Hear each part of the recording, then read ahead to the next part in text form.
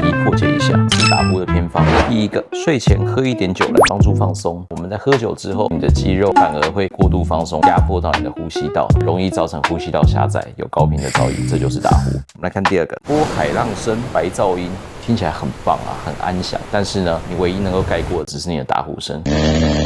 再来呢，睡前塞棉花贴胶带在嘴上，这个网络上一大堆啊，你只是把它塞起来啊，空气还是会进去，最后它还是会有声音的。不要呼吸就不会打呼了。每晚喝蜂蜜水润喉，喝蜂蜜水也是民俗偏方本身的一个甜分，可能刺激我们的黏膜啊，反而会有一些分泌物，可能会让你打呼更加严重。最后，放风水物件床头朝某方位，一样的一句话，不呼吸就不会打呼了，它不会因为你风水的问题而改变到你的呼吸道。所以那么多的偏方，不要再相信了。治疗打呼，我才是专家。有任何打呼相关问题，欢迎来南港和颜牙科、林口和瑞牙科。